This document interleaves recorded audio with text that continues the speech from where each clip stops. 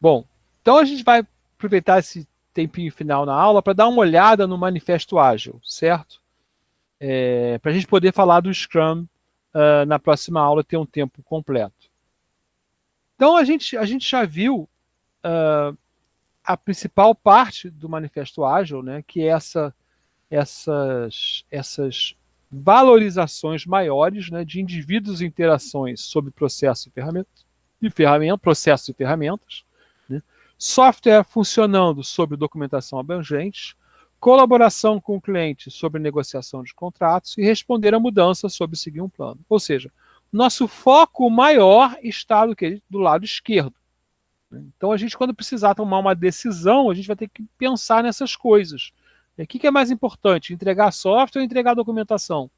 Então, a documentação pode ser limitada em certo momento para eu poder ter a vantagem de entregar software funcionando.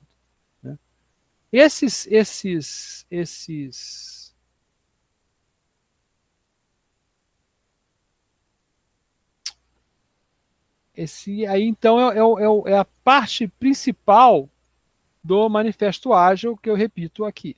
Né? Então, o que significa isso? Né?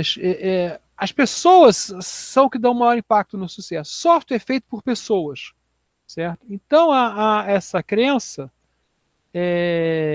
que não é a documentação que vai garantir o sucesso. O que vai garantir o sucesso é as pessoas estarem com boa interação, com boa forma de trabalho na equipe, certo? E o foco na ferramenta, vamos falar, qual linguagem de programação eu vou usar? Né? Pode acabar atrapalhando, né? Porque pode ser que as pessoas não gostem da ferramenta, por exemplo. Né? Então, a gente tem que focar em as pessoas funcionando bem. A documentação é importante, mas é pior se eu fizer documentação demais, além da capacidade da minha equipe, ou além do que o cliente precisa, ou além do que vai ser útil, e a gente vê a documentação ser criada e nunca usada. Né? Apesar de muitas vezes a criação ser mais importante que o uso, porque quando você pensa naquilo, você se organiza para fazer daquela forma. Né? Mas também lembrar que é muito difícil sincronizar a documentação com o código. Então não é só o esforço de criar, mas o esforço de manter funcionando. Né? E ela foca na produção. Né? É comum as empresas, tem que fazer isso aqui. Né? E aí ela não leva a você realmente entender como o código funciona. Né? Então, a documentação ela tem que ser feita quando ela é necessária, quando ela é usada e quando ela é significativa, e de forma significativa. E não adianta você ser um template zumbi, né? Ou seja, vou fazer a documentação porque ela tem que existir. Né? E várias vezes, uma vez eu tive um projeto, por exemplo, que a gente tinha que entregar uma documentação por contrato. Né? Essa documentação a gente acabou gerando automaticamente, né? Porque toda a informação necessária para ela já estava no código. Né? E foi engraçado porque não avisaram a gente que precisava da documentação. Né? No final, a gente foi meio chamado para trabalhar num grupo, né? E falaram: olha, tem que fazer isso aqui, vai fazendo, tal. Aí no final, no contrato que a gente assinou, tem que entregar o tal documento. Por acaso a gente podia entregar o documento, mas a gente gastou uma semana fazendo o gerador automático de documentação, porque senão a gente ia gastar 3 meses construindo a documentação do zero.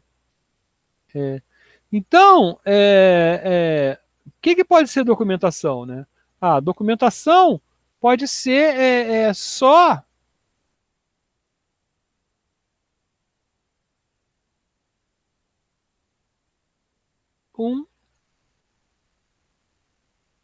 uma maneira de mostrar como o software vai ser feito.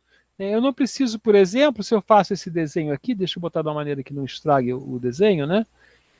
Se eu faço esse desenho aqui, por que eu preciso um texto descrevendo detalhadamente tudo que é entregue? Né? Talvez não seja necessário. Né?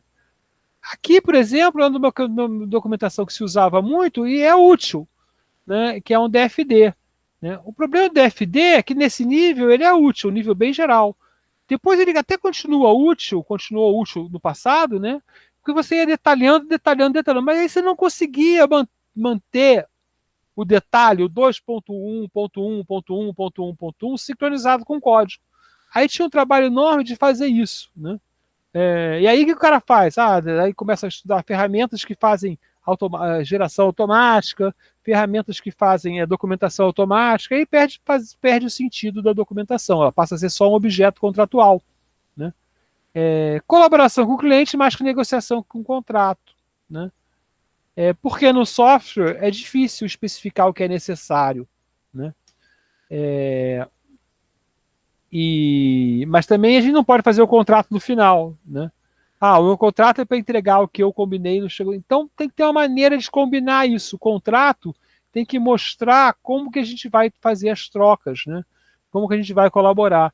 E a alternativa inicial foi criar processos muito formais de modificação, né? E a alternativa contratual legal também é essa, né? Então você combina algo, se você vai mudar, você tem que fazer um aditivo ao contrato, né? Isso é um trabalho enlouquecedor, que envolve até advogado e tal. Então se passou a fazer contratos, né, que permitem mudanças a partir de conceitos, como até pontos de função. Eu contratei 200 pontos de função para fazer uma coisa aqui, né? Você não pode fazer outra coisa, mas desses 250 você pode mudar ao longo do projeto, porque a gente sabe que 25% de mudança nos requisitos num projeto de um ano acontece, certo? Responder a mudanças, mas que seguir um plano, né? Lembrando aqui que é difícil planejar realmente o completo de um projeto de software, né? Então a gente tem que manter sempre o plano realístico, né? O plano realístico é o seguinte: olha, eu sei que eu vou fazer muito bem nas próximas semanas, nos próximos meses eu tenho uma ideia e uma visão geral de longo prazo. Tá? Além dessas 4 coisas, tiveram 12 princípios que eu vou passar aqui rapidamente, né? A maior prioridade é satisfazer o cliente, através do valor, né? A importância do valor para a gente, né? Os processos têm que se alterar, isso é muito importante, né? A gente tem que identificar que o processo precisa ser corrigido, né? Para o cliente ter vantagens, né? Entregar software funcionando em escalas de semanas, né? Com preferência a períodos mais curtos. O trabalho conjunto, né? Não pode chegar e ir lá falar e voltar e não conversar. Então, durante todo o curso do projeto, né, as pessoas de negócio têm que participar do projeto, né? Motivar as pessoas, é muito difícil isso, né? E aí a gente tem um trabalho no Scrum do Scrum Master, né? Fazer reuniões cara a cara para transmitir as ideias, né? Isso aí é importante. Medir o progresso por software funcional. Aqui está um ponto bastante importante, né? Documentação não mede progresso do projeto de software. O que mede progresso é funcionalidade 100% pronta. Tá? Então, o software, né? Lá tem o nosso software aqui, né? Ele é feito de várias caixinhas que ou estão entregues ou não estão entregues. Não tem, está 60% pronto, porque isso é uma falácia. Porque normalmente esses 60% prontos são 60% mais fáceis, né? Tem uma frase em software, né, que até podia ter o desenho aqui, né?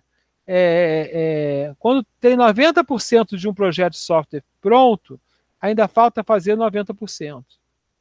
Né? Por quê? Por causa da tendência de a gente fazer rápido o que é fácil. Né? Contínua atenção à qualidade, né? Excelência técnica e bom design, para aumentar a agilidade. Se o design é bom, eu mudo. A agilidade é a capacidade de mudar, reagir rápido à mudança.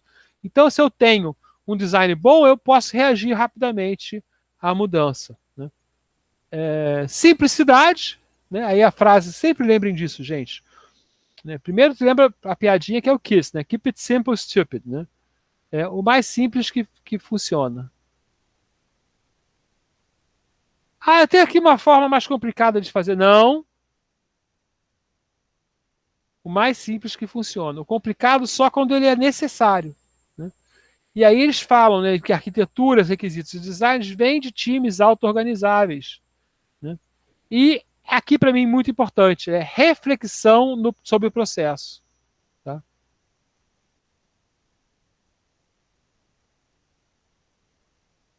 O método ágil é muito importante você não ficar amarrado a uma forma de fazer, e sim melhorar continuamente durante o processo a forma de fazer.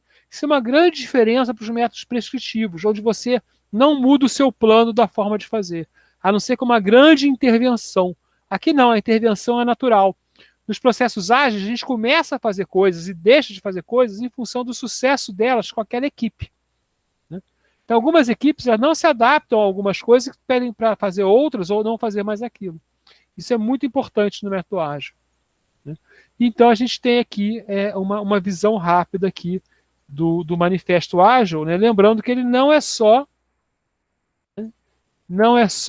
essas 4 grandes vertentes, né? Mas ainda esses 12 princípios que são comuns. Tá? Então, a gente vai agora parar por aqui. Vou botar aqui a marquinha na gravação.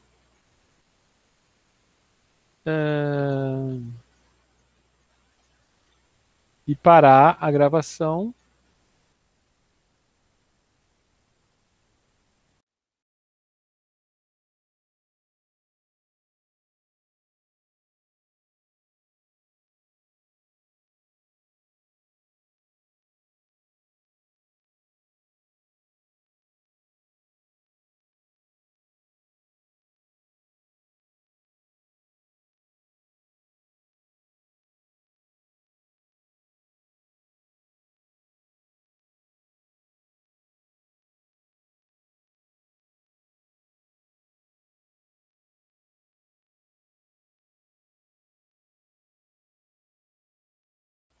Em vez de parar a gravação, eu parei a minha